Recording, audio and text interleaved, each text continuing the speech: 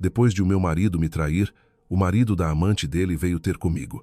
Ele disse: tenho um patrimônio líquido na casa dos 9 dígitos.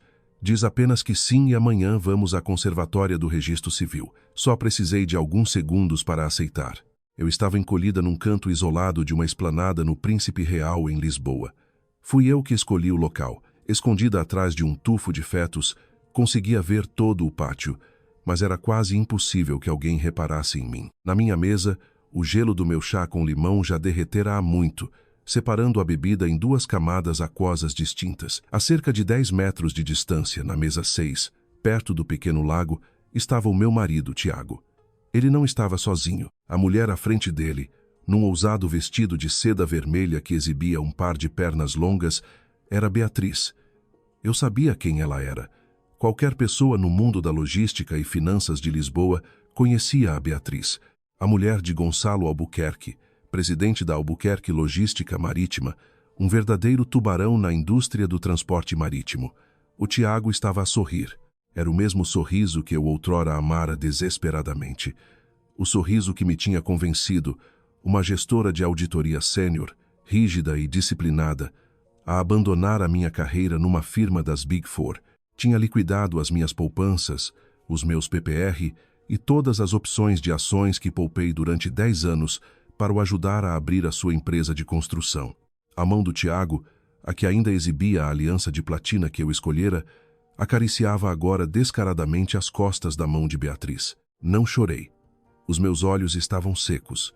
Aos 32 anos, após uma década a lidar com números, balanços áridos e épocas de impostos estressantes, eu tinha forjado uma mente fria. Apenas sentia um peso esmagador no peito, como se uma pedra de 1000 quilos me estivesse a sufocar. Um mês antes, o Tiago tinha chegado a casa com um ar abatido. Disse-me que a empresa estava com graves problemas legais, enfrentando uma potencial liquidação de todos os ativos. Convenceu-me a assinar papéis de separação de bens, essencialmente prescindindo dos meus direitos num divórcio por mútuo consentimento. Leonor, é apenas uma formalidade, implorara ele, com uma voz tão sincera que eu não suspeitara de nada. Preciso de colocar este novo empreendimento imobiliário apenas em meu nome para garantir o empréstimo e salvar-nos. Se continuarmos legalmente ligados e a empresa falir, o banco vai penhorar a casa, tudo. Confia em mim, assina. Assim que isto passar, reverto tudo. Assinei porque confiava no meu marido, porque queria proteger a futura casa para os filhos que ainda não tínhamos tido. E agora a verdade desenrolava-se diante dos meus olhos. Não havia empreendimento imobiliário nenhum em risco. Havia apenas um homem traiçoeiro a planear construir uma nova vida sobre as cinzas do sacrifício da sua esposa leal. Já viste o suficiente? Uma voz profunda e grave, mesmo por cima da minha cabeça, fez-me dar um salto. Olhei para cima. Um homem alto, num fato feito à medida num tom carvão, estava ali parado. O seu rosto era anguloso, os olhos fundos e tão frios como um lago gelado no inverno. Era Gonçalo Albuquerque, presidente da Albuquerque Logística, o marido da mulher que neste momento se roçava no meu marido. Sem esperar por convite, Gonçalo puxou a cadeira à minha frente. A sua postura era imponente, irradiando a autoridade de um homem habituado a dar ordens. Colocou uma pasta grossa em cima da mesa. O som do papel a bater na madeira escura foi seco e definitivo. O teu marido está a gastar o meu dinheiro, afirmou Gonçalo. O seu tom era plano, como se estivesse a discutir um relatório financeiro mensal. E já preparou o caminho para te atirar para a rua.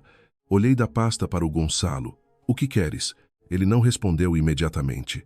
Empurrou a pasta na minha direção. Página 5. Dá uma vista de olhos. Com os dedos a tremer, abria. A página 5 era uma cópia autenticada da sentença final de dissolução do casamento, datada de há uma semana. O selo em relevo do Tribunal da Comarca de Lisboa pareceu-me um carimbo sarcástico na minha vida. Como é que isto é possível? A minha voz falhou. Ele disse que ainda não tinha entregado os papéis. Disse que ia esperar até depois da crise. Ele entregou-os no dia em que assinaste. Cortou Gonçalo, com a voz fria e brutal, mas entregando a verdade que eu precisava de ouvir. E porque assinaste um acordo a abdicar de todas as reivindicações sobre os bens conjugais para o ajudar, Tu estás, do ponto de vista legal, sem nada. A casa onde vives, o carro que conduzes, até o dinheiro da vossa conta poupança conjunta que lhe deste para investir, pertence-lhe tudo legalmente. Deixei cair a pasta. O sentimento de traição, de ter sido completamente manipulada, subiu-me à garganta como bilis amarga. Eu não tinha apenas perdido um marido. Tinha perdido o meu respeito próprio, a minha fé na decência básica. Eu, Leonor Costa, uma contabilista certificada de topo, cobiçada por inúmeras corporações, tinha sido burlada da forma mais dolorosa pelo homem com quem partilhava a cama. Foi o pior cálculo da minha vida, e o custo foi toda a minha juventude e fortuna. Gonçalo observou a minha expressão, estreitando os olhos numa avaliação. A angústia não resolve problemas. És uma profissional de finanças. Entendes o conceito de cortar perdas melhor do que ninguém. Esse investimento foi dado como perdido. Está na hora de pensar em reestruturação. Olhei para ele, forçando-me a recuperar a compostura. Alisei o cabelo e endireitei a gola da minha blusa. Não me procurou apenas para me informar que sou um fracasso, pois não, Sr. Albuquerque. O canto da sua boca contraiu-se para cima, aparentemente satisfeito com a minha rápida recuperação. Muito perspicaz. Legalmente, és agora uma mulher solteira. Eu também finalizei o meu divórcio da Beatriz. Mas ela foi mais astuta do que tu. Ela ainda detém um poder financeiro significativo na minha empresa, porque a divisão de bens ainda está em litígio. Tem pessoas no meu departamento de contabilidade a desviar fundos da corporação para sustentar o teu ex-marido.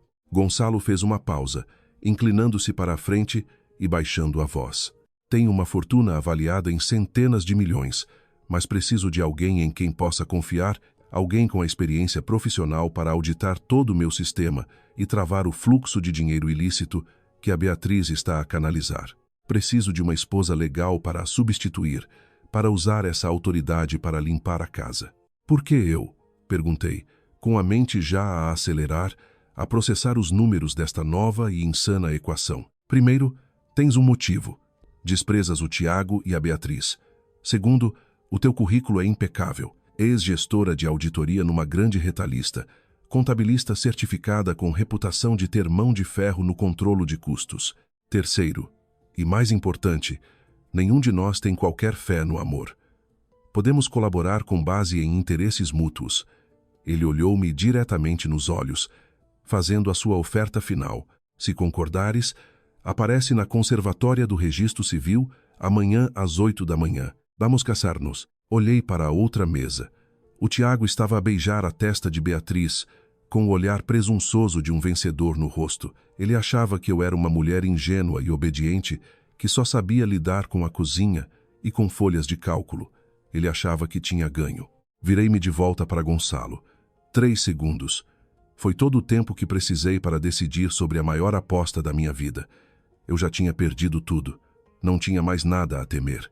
Fechado, respondi, com a voz firme. Aceito.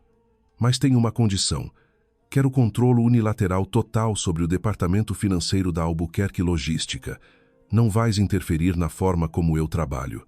Gonçalo levantou-se, abotoando o casaco do fato. Vemo-nos amanhã, senhora Albuquerque. Ele saiu, deixando-me com a pasta e um plano de vingança a formar-se com uma clareza arrepiante na minha mente. Na manhã seguinte, acordei mais cedo do que o habitual. Escolhi um vestido tubinho cor de marfim, simples, mas elegante, que realçava a figura esbelta que eu habitualmente escondia debaixo de roupas largas de escritório. Apliquei a maquilhagem com cuidado, ocultando as olheiras de uma noite mal dormida a rever leis empresariais. A olhar para a mulher no espelho, soube que já não era a Leonor de ontem. Essa Leonor tinha morrido com aquela sentença de divórcio. Às 7h55 em ponto, estava parada em frente à Conservatória de Lisboa, perto do Saldanha.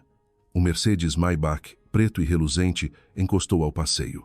A porta abriu-se e Gonçalo saiu. Hoje usava uma camisa branca impecável, sem gravata, parecendo mais jovem e menos severo do que no dia anterior. És pontual, disse Gonçalo em jeito de cumprimento. Hábito profissional, respondi sucintamente. Entramos. O processo de registro do casamento foi surpreendentemente rápido, graças às preparações prévias de Gonçalo. Quando a caneta tocou no papel, Quando assinei o meu nome ao lado do de Gonçalo Albuquerque na certidão de casamento, senti um arrepio percorrer-me a espinha. Não o frêmito do amor, mas o entusiasmo de um soldado a quem entregam uma arma pesada antes de ir para a batalha. A conservadora entregou-nos as 2 cópias oficiais. O Gonçalo pegou nelas e deu-me uma. Bem-vinda a Albuquerque Logística, disse ele, usando o meu nome próprio de forma oficial pela primeira vez. Obrigada. Sorri, um sorriso profissional e perfeito. Ao sair do edifício, o sol matinal fez brilhar a certidão na minha mão. Tirei o telemóvel, coloquei a certidão de casamento sobre o capô do Maybach de Gonçalo e tirei uma fotografia cristalina. Na imagem, o meu nome e o do Gonçalo estavam lado a lado, o selo oficial em contraste com a pintura preta reluzente e o icônico ornamento do capô da Mercedes. Abri os meus contactos, encontrei meu amor, um nome que eu ainda não tivera coragem de mudar, e enviei a foto com uma mensagem curta e concisa. Obrigada por me libertares em silêncio. Permitiu-me tratar da papelada mesmo a tempo de me tornar a esposa legal do presidente da Albuquerque Logística esta manhã. Boa sorte para ti e para a tua amante. O estado da mensagem mudou para entregue. Gonçalo estava ao meu lado, a observar as minhas ações, sem dizer uma palavra, apenas com um ligeiro sorriso de canto. És mais agressiva do que eu pensava. Nos negócios, tal como na guerra, o elemento surpresa vale 50% da vitória, disse eu, guardando o telemóvel. Agora leva-me para o escritório. Preciso de começar a trabalhar imediatamente. No caminho para a sede da Albuquerque Logística, no Parque das Nações, Gonçalo entregou-me um cartão de identificação de funcionária e uma carta de nomeação, diretora financeira, CFO. Ergui uma sobrancelha. Confias em mim para este cargo assim tão depressa? Não confio em ti, disse Gonçalo sem rodeios. Confio no teu ódio e na tua competência. Este cargo era anteriormente controlado pela Beatriz através de uma marioneta, o antigo chefe da contabilidade. Já o despedi. Estou a colocar-te no comando. Tens o poder de vida e de morte nas tuas mãos. Usa-o bem. Segurei a carta sentindo o seu peso. Aquilo não era apenas um emprego. Era uma espada e um escudo. Fechei os olhos, visualizando o organograma da Albuquerque Logística que eu tinha estudado toda a noite. A Beatriz, embora divorciada, ainda era uma acionista maioritária e conhecia muitos dos segredos da empresa. O desfalque dela não podia ter sido um ato isolado. Tinha de ter uma rede de cúmplices. A minha missão era cortar cada um desses laços, isolar a Beatriz e, mais importante ainda, encontrar provas de que ela e o Tiago tinham conspirado para branquear capitais. Eu ia fazer com que o Tiago se arrependesse do dia em que subestimou uma mulher que tratava dos livros de contas. O carro parou em frente a um imponente arranha-céus de vidro de 30 andares, na zona mais nobre da Expo. Gonçalo saiu e deu a volta para me abrir a porta. Aquele gesto galante não era para mim, mas para centenas de funcionários que nos observavam a partir do átrio. Pronta? Perguntou Gonçalo baixinho. Sempre, respondi, mantendo a cabeça erguida enquanto caminhava a seu lado. A partir daquele momento, a guerra tinha começado oficialmente. O telemóvel na minha mala começou a vibrar violentamente no momento em que entrei no elevador privado reservado ao presidente. Um olhar para o ecrã confirmou. Tiago. Deixei tocar até ir para o correio de voz. Começou imediatamente a tocar outra vez. E outra vez. O meu silêncio era a mais requintada forma de tortura psicológica que lhe podia infligir neste momento. Entretanto, num apartamento de luxo na Lapa, o Tiago devia estar a perder a cabeça. Conseguia imaginá-lo perfeitamente. Atiraria o telemóvel para o sofá, com a cara vermelha de raiva, a andar de um lado para o outro freneticamente. A Beatriz estaria lá, a franzir a testa, a perguntar o que se passava. E quando ele lhe mostrasse a foto que eu enviara, a máscara de maquilhagem no rosto dela ia estalar. Quando o elevador chegou ao 30º andar, atendi o telemóvel com calma. Estou? A minha voz soou tão plácida como se estivesse a falar com um estafeta. Leonor, que raio é isto? O que é essa foto? É Photoshop, não é?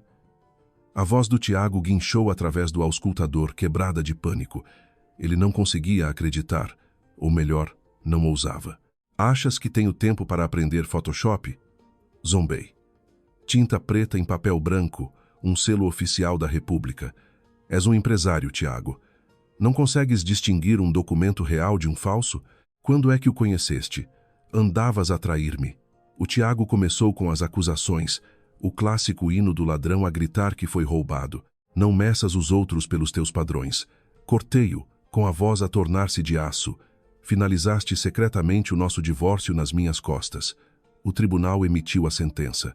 Legalmente, eu era uma mulher solteira. Com quem me caso é lá comigo. Além disso, não estás tu amancebado com a ex-mulher do meu novo marido? Em termos de negócios, podemos chamar a isto uma troca justa. O Tiago ficou sem palavras. Ao fundo, ouvi a Beatriz arrancar-lhe o telemóvel. Sua cabra. Achas que podes simplesmente entrar a desfilar pela Albuquerque Logística? Enquanto eu aqui estiver, não vais a lado nenhum. Olá, Beatriz. Respondi, com a voz doce mas carregada de veneno. Estás enganada. Não entrei a desfilar para subir na carreira. Entrei como a esposa legal do presidente, como a dona da casa. Tu, por outro lado, és agora apenas uma acionista, uma forasteira. Ah, e esqueci-me de mencionar. Acabei de aceitar o cargo de diretora financeira. O primeiro ponto da minha agenda para esta manhã é realizar uma auditoria completa a todas as contas pendentes entre a Albuquerque Logística e a Tiago Construções, a empresa do meu querido ex-marido. Não te atrevas, gritou a Beatriz. Por que não? Continuei. Ouvi dizer que a construtora do Tiago deve a Albuquerque uma quantia bastante elevada por adiantamentos de custos de materiais em projetos onde nem sequer começou a obra. Como nova CFO, considero essa dívida um passivo de alto risco. Acho que vou ter de exigir a devolução dos fundos imediatamente. Leonor, não faças isso. O Tiago agarrou o telemóvel de volta, o seu tom passando da raiva para o desespero. Podemos falar sobre isto.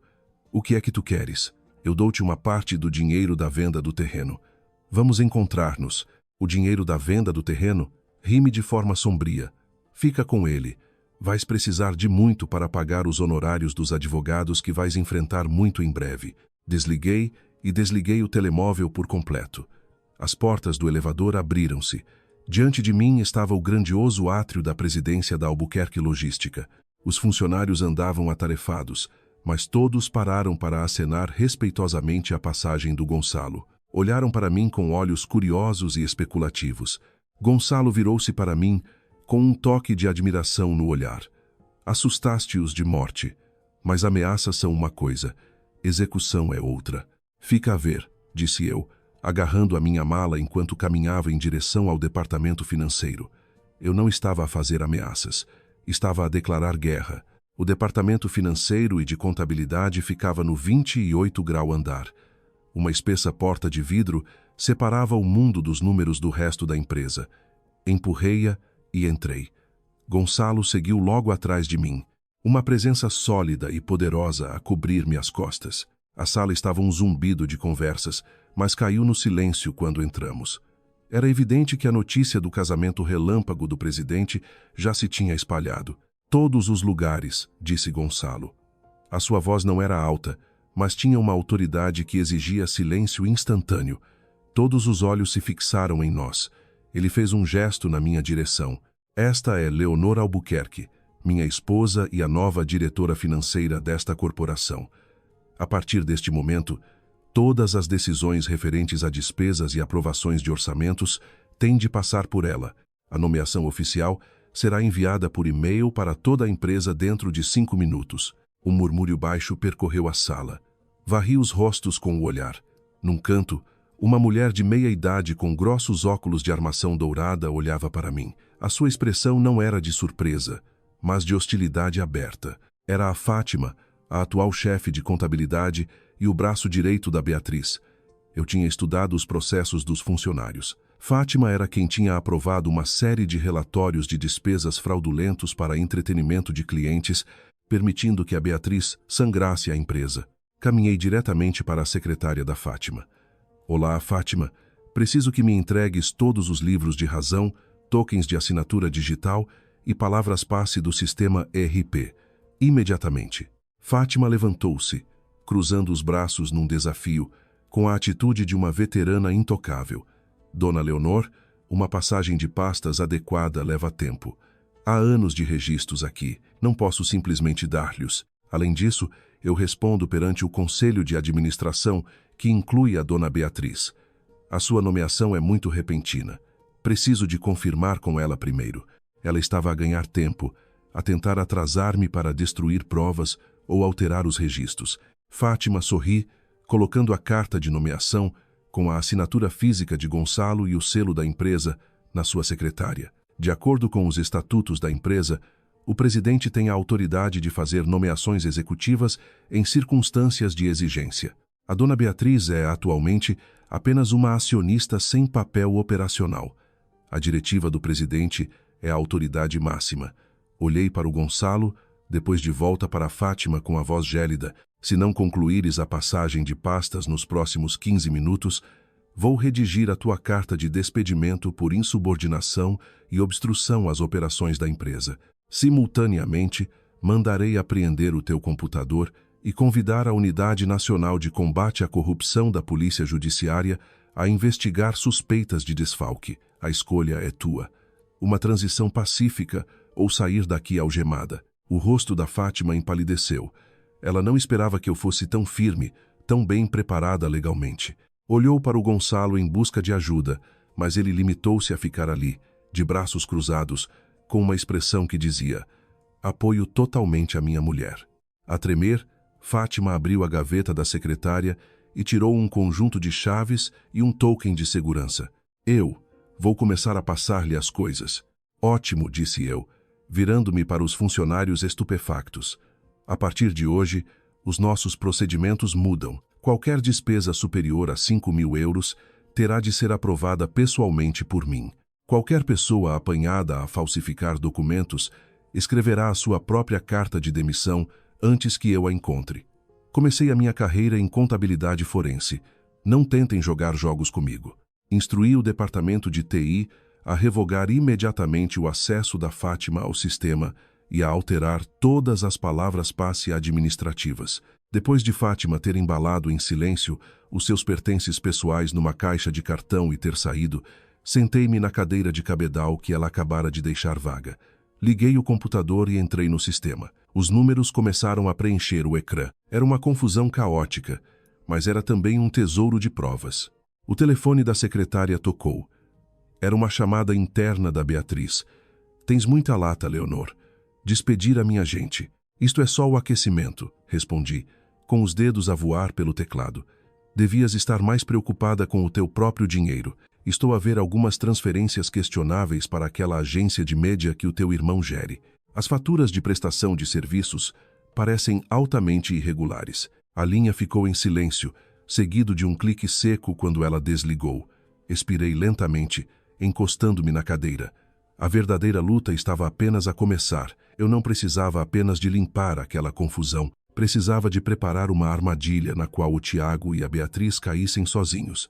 Gonçalo aproximou-se e pousou uma chávena de café quente na minha secretária. Lidaste bem com isso. Não escolhi a pessoa errada. Não me elogies tão cedo, disse eu, dando um gole. O café amargo foi um choque bem-vindo para o meu sistema. Prepara-te. Vem aí uma grande tempestade. As luzes do escritório estavam apagadas, exceto o brilho azul frio do ecrã do meu computador. O relógio na parede marcava as 22h. Todos os outros já tinham ido para casa há horas, mas eu continuava enterrada nos registros digitais que a Fátima deixara para trás. Para mim, os números falavam, e aqueles gritavam fraude. Não precisava de ser uma hacker de filmes. Usei as técnicas de auditoria mais fundamentais, cruzamento de dados e verificação. Abri o balancete do terceiro trimestre. Uma linha saltou logo à vista. Os custos de serviços de terceiros tinham triplicado em relação ao mesmo período do ano anterior. Mergulhei nos detalhes das contas de despesas administrativas e de marketing. Uma série de pagamentos avultados por serviços de marketing, organização de eventos e consultoria estratégica iam todos parar a um único fornecedor, Celestial Media LDA. Copiei o NIPC da Celestial Media e coloquei-o na base de dados do Portal da Justiça. O resultado apareceu instantaneamente. O gerente registrado era Miguel Albuquerque. Sorri. Miguel era o irmão mais novo de Beatriz. O esquema era amador. Canalizar dinheiro da empresa do marido para a do irmão e depois para o próprio bolso. Puxei de todas as faturas digitais da Celestial Media. O total ultrapassava os 15 milhões de euros em apenas 6 meses. As descrições eram vagas: consultoria em soluções logísticas, honorários de conferências de clientes. Mas quando cruzei as datas destas supostas conferências com o calendário operacional real da empresa, não havia tais eventos, não havia listas de convidados, nem fotos, nem contratos assinados. Este era um caso claro de utilização de faturas falsas para desviar fundos e fugir ao IRC. Imprimi todos os extratos bancários suspeitos e faturas, compilando-os num dossiê vermelho. Isto era apenas a ponta do iceberg. Precisava de escavar as contas a pagar. Descendo até aos passivos a fornecedores, encontrei a empresa do Tiago, a Tiago Construções. O saldo em dívida era espantoso. Abri os detalhes do contrato. A Albuquerque Logística tinha contratado a Tiago Construções para modernizar os sistemas dos armazéns no Porto de Sines. O contrato tinha sido assinado há 3 meses e a Albuquerque tinha pago um adiantamento de 5 milhões de euros. Mas quando verifiquei os relatórios de progresso do projeto, a coluna de trabalho concluído estava num redondo zero. O Tiago tinha ficado com os 5 milhões e não tinha espetado um único prego. Peguei no telefone e liguei ao chefe da equipa de gestão de projetos de armazém, o engenheiro Mendes. A voz dele soou ensonada. Engenheiro Mendes, daqui fala a Leonor Albuquerque, a nova CFO. Desculpe ligar a estas horas. Tenho uma questão sobre o projeto de modernização no Porto com a Tiago Construções. Qual é o ponto de situação atual? Houve uma pausa do outro lado, seguida de uma gaguez hesitante. Dona Leonor, eles ainda nem sequer trouxeram equipamento para o local.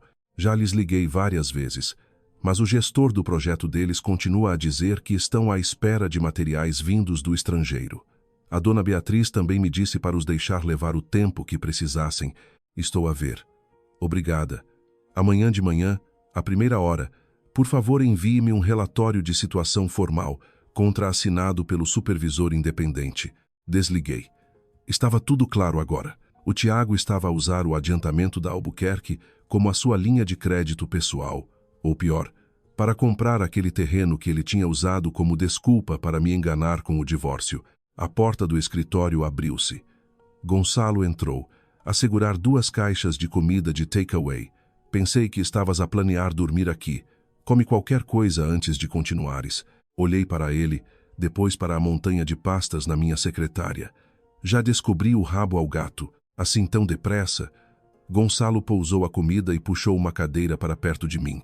O aroma subtil da sua colônia cara era limpo e masculino, um mundo à parte do fumo de cigarros baratos que ultimamente andava agarrado ao Tiago. Foram gananciosos, não cuidadosos, disse eu, a apontar para o ecrã. Ou talvez estivessem demasiado confiantes, a achar que ninguém nunca teria a coragem de auditar as contas da mulher do patrão. Olha para isto. 15 milhões de euros transferidos para o irmão da Beatriz. 5 milhões adiantados ao Tiago por um projeto fantasma. São 20 milhões de euros em dinheiro vivo drenados desta empresa em apenas 2 trimestres. Gonçalo olhou fixamente para os números, o seu rosto endurecendo.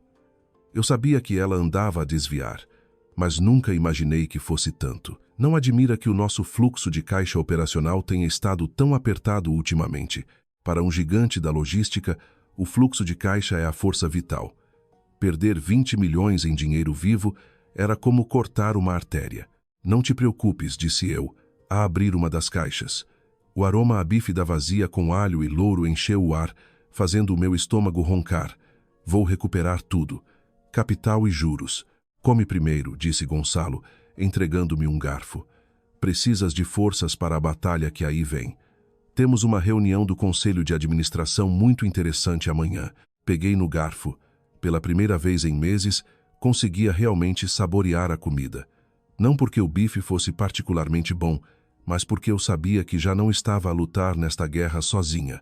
Gonçalo conduziu-me de volta à sua penthouse privada, perto do Chiado. Já passava da meia-noite, e o apartamento duplex era uma obra-prima minimalista de vidro e aço, com uma vista deslumbrante sobre o rio Tejo. Era vasto, mas frio, muito semelhante ao seu dono, luxuoso, poderoso, mas solitário. Podes ficar com este quarto, disse Gonçalo, abrindo a porta para uma ampla suíte de hóspedes com a mesma vista para o rio.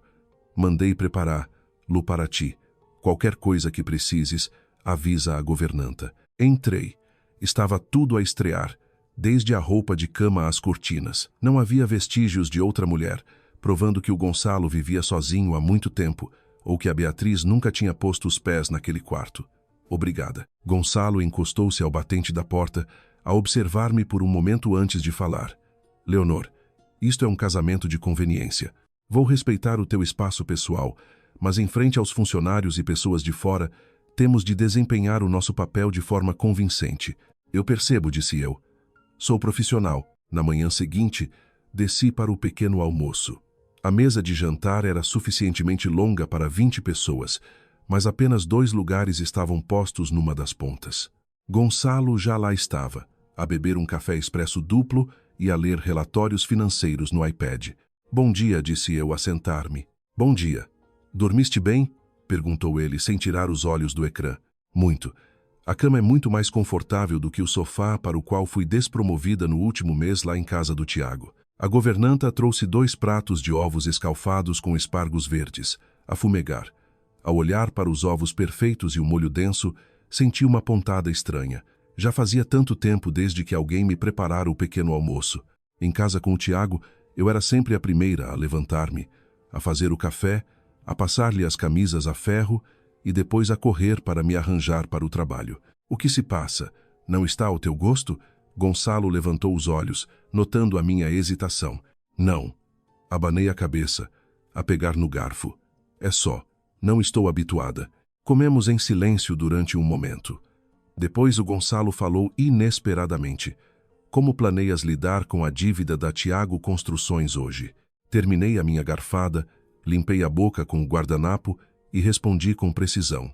Não vou exigir o pagamento pelos canais habituais. Se lhe enviar uma carta de notificação de dívida, ele vai simplesmente arranjar desculpas ou declarar insolvência. Vou usar uma estratégia diferente que é. Gonçalo pareceu intrigado. Vou enviar uma notificação formal ao banco que emitiu a garantia bancária dele. O contrato incluía cláusulas para uma garantia de boa execução e uma garantia de adiantamento.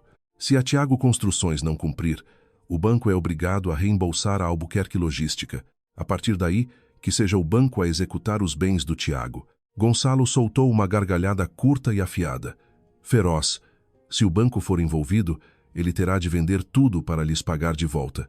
Senão, o crédito dele fica permanentemente arruinado. Nunca mais conseguirá um empréstimo comercial na vida.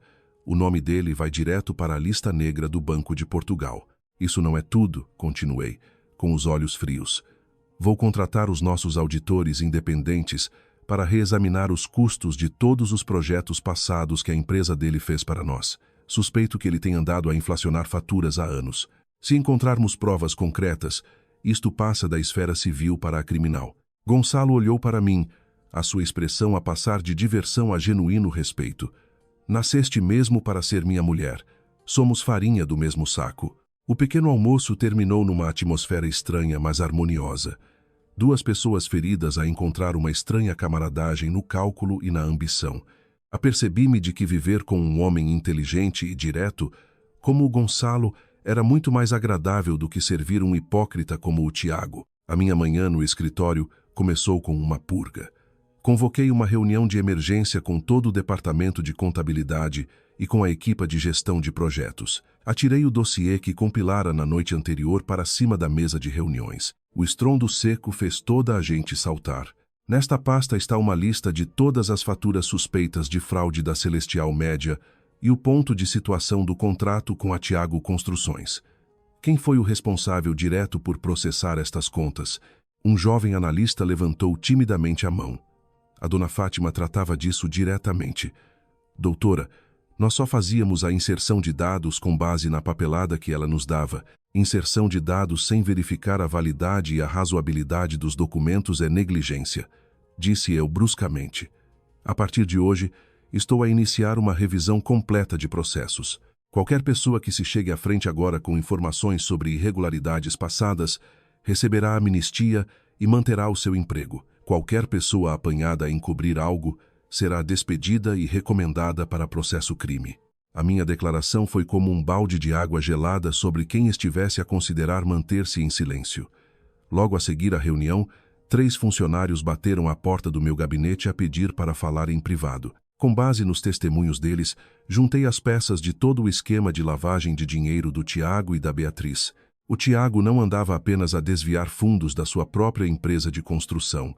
Estava a usar a Tiago Construções como veículo para processar faturas falsas para a Albuquerque Logística. Quando a Albuquerque precisava de reduzir o seu lucro tributável em sede de IRC, a Beatriz dava ordens ao Tiago para emitir faturas fraudulentas de mão de obra e materiais. O dinheiro fluía da Albuquerque para a empresa do Tiago. O Tiago então levantava o dinheiro, ficava com uma percentagem e devolvia o resto à Beatriz. Era um ciclo fechado perfeito, mas cometeram um erro fatal. O fluxo de dinheiro não correspondia ao fluxo real de bens e serviços.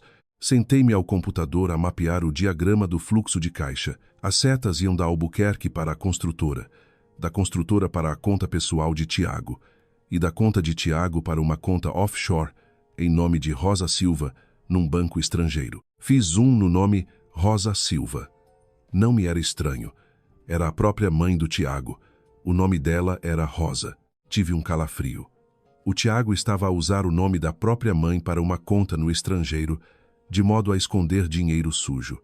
Ele não só me tinha enganado a mim, tinha arrastado a sua doce e idosa mãe, lá da aldeia no Alentejo, para um crime federal sem que ela soubesse. A frieza dele tinha atingido um novo abismo. A porta escancarou-se de repente. Desta vez não era o Gonçalo, mas sim a Beatriz.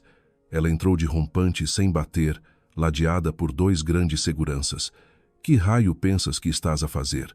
Por que é que o banco congelou as contas da Tiago Construções? Rugiu a Beatriz, a bater com as mãos na minha secretária. Tirei calmamente os meus óculos de leitura e olhei para ela.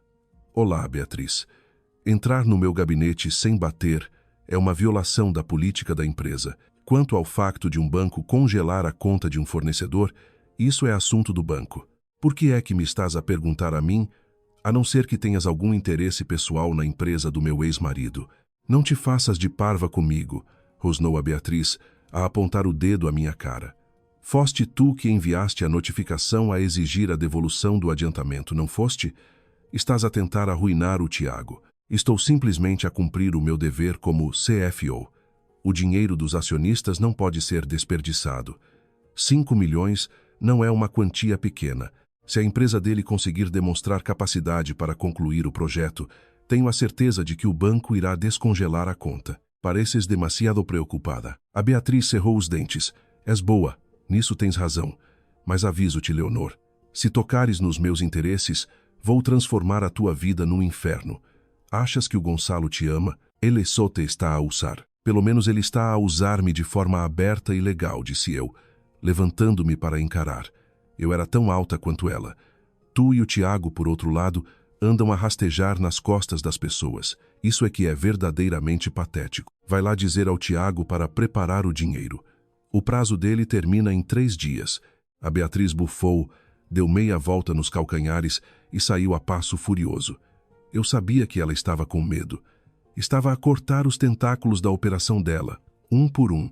3 dias depois, exatamente como previ, o Tiago não conseguiu arranjar o dinheiro para pagar ao banco. Estava encurralado, e um animal encurralado morde indiscriminadamente.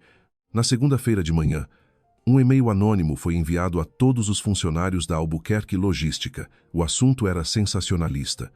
A verdade sobre a nova CFO, caçadora de fortunas ou acompanhante de luxo. O e-mail continha uma hiperligação para um vídeo habilmente editado. Mostrava imagens minhas a entrar num hotel, de um antigo trabalho de auditoria em que fui reunir com um cliente, misturadas com áudio sugestivo. Por baixo, um artigo inventado afirmava que eu andava a ter um caso com o Gonçalo há anos, que eu tinha planeado roubar os bens do Tiago e que o tinha abandonado por um multimilionário. A empresa inteira ficou num alvoroço. Os olhares que recebia nos corredores passaram do respeito ao desprezo e à curiosidade mórbida. Sentei-me no meu gabinete, com a mão a agarrar o rato do computador com tanta força que os meus nós dos dedos estavam brancos. O Tiago era ainda mais patético do que eu imaginara. Queria usar a opinião pública para destruir a minha reputação e forçar a minha demissão. O meu telemóvel tocou. Era o Gonçalo. Viste o e-mail? A voz dele estava assustadoramente calma. Vi, ele está a jogar sujo. Não te preocupes. Fica no teu gabinete. Não saias. Eu trato disto. 5 minutos depois, o sistema de som do edifício ganhou vida.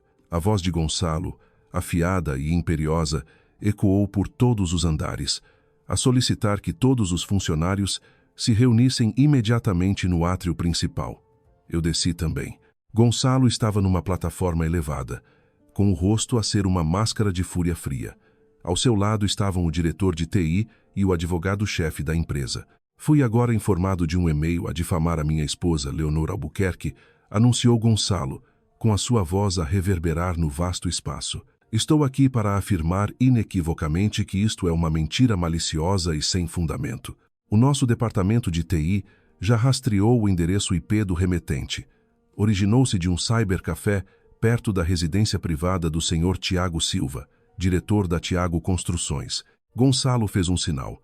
O ecrã gigante atrás dele acendeu-se com imagens de videovigilância do cibercafé. Ali, claro como o dia, estava o Tiago, a usar um boné e uma máscara, curvado sobre um computador à hora exata em que o e-mail fora enviado. Um espanto percorreu a multidão. A nossa equipa jurídica está neste momento a apresentar uma queixa-crime no Ministério Público contra o senhor Tiago Silva por difamação e injúria, de acordo com a lei portuguesa, continuou Gonçalo. Além disso, quero deixar uma coisa clara. Qualquer funcionário da Albuquerque Logística que for apanhado a discutir ou a partilhar esta informação falsa será despedido por justa causa de imediato. Somos uma empresa multinacional, não o pátio de uma escola secundária para bisbilhotices baratas. A multidão ficou num silêncio sepulcral. Gonçalo tinha extinto o incêndio do boato no momento em que começou, usando provas irrefutáveis. Depois virou-se para mim, com o olhar a suavizar ligeiramente. Tenho mais um presente para ele. Gonçalo entregou-me uma pasta azul. O que é isto? Perguntei. A carteira de empréstimos do Tiago num fundo de credores privados. Ele contraiu um empréstimo de alto risco de 2 milhões de euros, usando o equipamento, o estaleiro de obras e até o Monte dos Pais no Alentejo como garantia. O empréstimo está com 10 dias de atraso e já foi classificado como incumprimento. O fundo preparava-se para executar as garantias. Abri a pasta. Lá estava a assinatura do Tiago. Ele tinha contraído aquele empréstimo nas minhas costas para financiar o vício do jogo e sustentar o nível de vida de Beatriz. Tive uma conversa com o gestor do fundo, disse Gonçalo, com um sorriso lupino a brincar-lhe nos lábios. Eles concordaram em vender a dívida em incumprimento a uma empresa de capital de risco, na qual eu por acaso tenho uma participação maioritária. Percebi de imediato. Então agora tu és o credor do Tiago. Não, disse Gonçalo, a olhar-me diretamente nos olhos.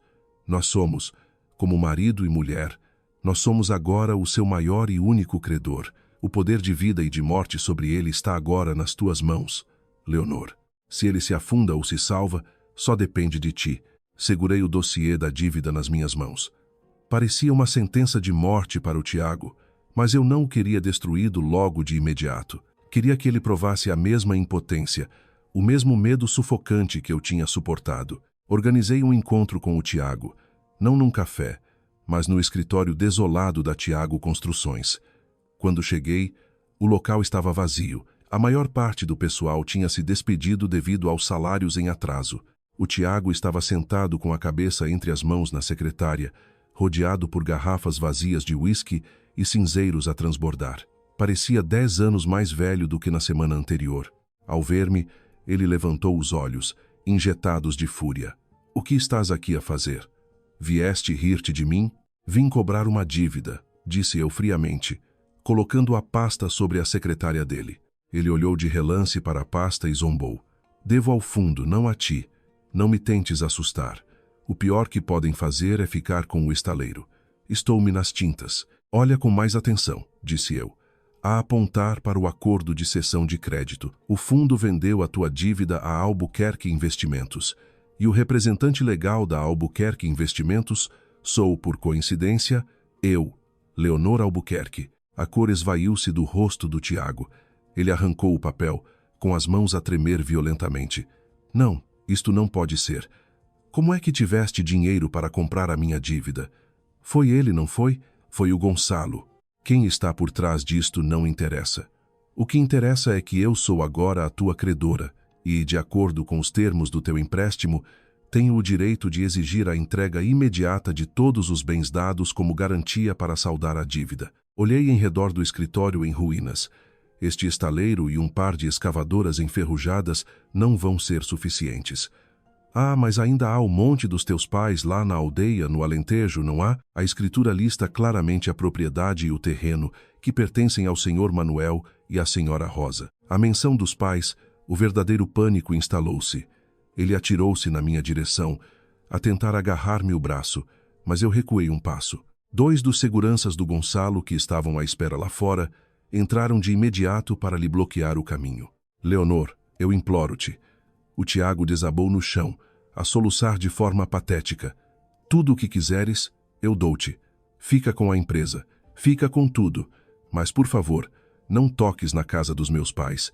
Eles estão velhotes. São frágeis. Se descobrirem que o banco lhes vai tirar a casa, isso mata-os. A ver o homem que outrora fora o meu marido a rastejar no chão, não senti qualquer satisfação, apenas nojo. Ele estava a usar os pais como um escudo para os seus próprios fracassos, depois de ter sido ele a jogar e perder a casa deles. Quando me enganaste para assinar os papéis do divórcio, pensaste que eu ia ser atirada para o olho da rua? Perguntei, com a voz tão afiada como um bisturi. Quando andavas a trair-me com a Beatriz, pensaste em como é que eu me ia sentir. Fui um parvo. A Beatriz manipulou-me. Ela disse que, se eu a ajudasse a branquear esta remessa de dinheiro, teríamos milhões para dividir. Fui cegado pela ganância. Leonor, pelo amor dos 10 anos que passamos juntos, por favor, dá-me uma oportunidade de viver. Os nossos 10 anos juntos acabaram no momento em que meteste os papéis do divórcio. Virei-me de costas. Dou-te 2 opções. 1. Assinas a transferência de todas as ações da Tiago Construções e daquele novo terreno para mim como forma de pagamento da dívida. 2. Amanhã os meus advogados iniciarão o processo de penhora do monte dos teus pais. O Tiago olhou para cima, com o rosto cinzento. Esse terreno é a última coisa que me resta. Não tens poder de negociação. Tens 5 minutos para decidir. Olhei para o relógio. Cada tic-tac ecoava no silêncio pesado como um martelo a bater nos nervos do Tiago. Eu assino, sussurrou ele, com a cabeça caída na derrota. Eu assino. Fiz um sinal ao meu advogado, que estava à espera com os documentos preparados. O Tiago pegou na caneta e, com a mão a tremer, assinou todas as páginas. Cada assinatura parecia drenar-lhe a vida do corpo. Ao segurar os documentos assinados, senti uma sensação de libertação. Tinha recuperado o que era meu e, mais importante, tinha-lhe retirado a capacidade de cometer mais crimes. Estás falido agora, Tiago. Foram as minhas últimas palavras para ele antes de sair pela porta. Tenta viver uma vida honesta. Não faças os teus pais sofrer mais. Gonçalo estava à espera no carro. Deu-me um ligeiro sorriso. Terminado? Terminado, suspirei. Estás feliz? Encostei a cabeça ao banco de couro, a observar as ruas movimentadas da cidade. Feliz não, mas sinto que se fez justiça. A minha vingança pessoal estava a meio caminho de ser concluída. Mas a guerra contra a Beatriz e o império de lavagem de dinheiro por trás dela estava apenas a começar. O Tiago era só um peão. A Beatriz era a rainha, e eu sabia que ela não ia ficar quieta agora que o seu peão fora retirado do tabuleiro. Não perdi tempo a celebrar a minha vitória sobre o Tiago. Para atrair a verdadeira inimiga para fora das sombras, precisava de outro peão. Uma que outrora fora a confidente mais próxima da Beatriz, a Fátima. Depois de ter sido despedida da Albuquerque Logística, Fátima viu-se numa situação em que ninguém a contratava. Com um despedimento por justa causa e má conduta profissional no seu registro, nenhuma empresa decente lhe tocava.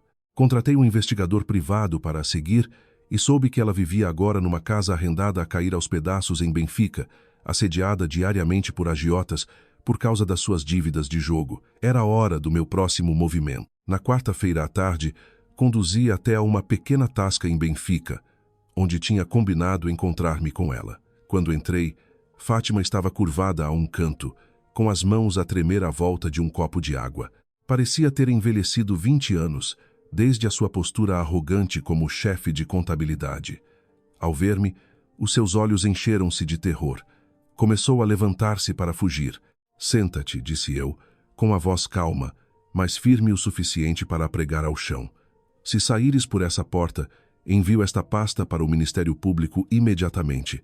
Coloquei um envelope pardo em cima da mesa.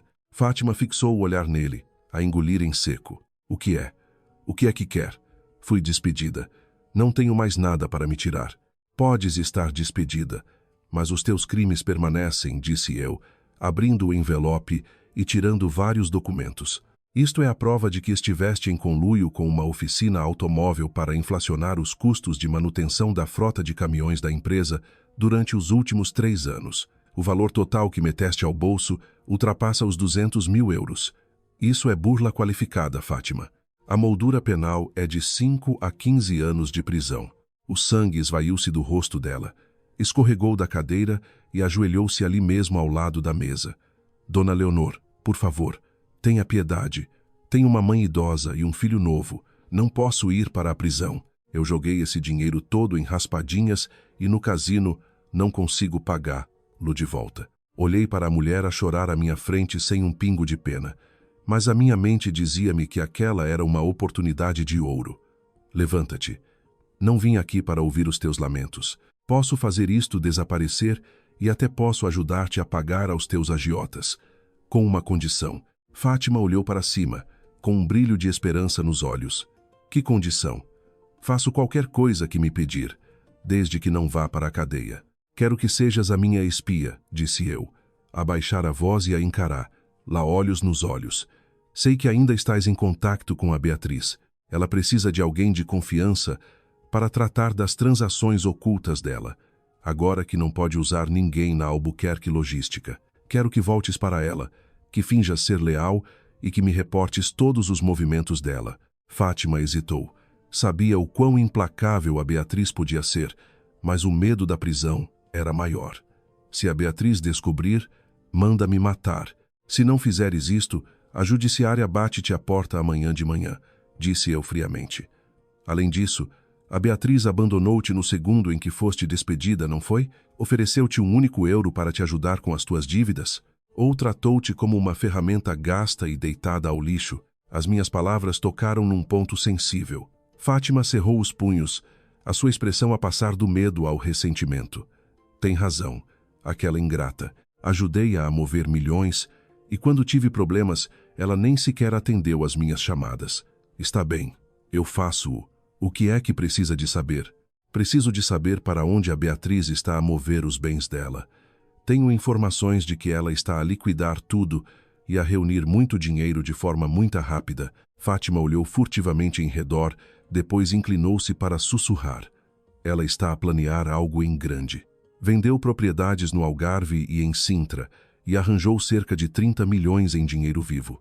Está a planear transferir o montante para uma empresa fantasma nas Ilhas Caimão na sexta-feira à tarde, disfarçado de um contrato de consultoria de investimento. Assim que o dinheiro passar, ela apanha um voo para ir viver para lá em definitivo, deixando a Albuquerque a lidar com a poeira que vai assentar aqui em Portugal. 30 milhões.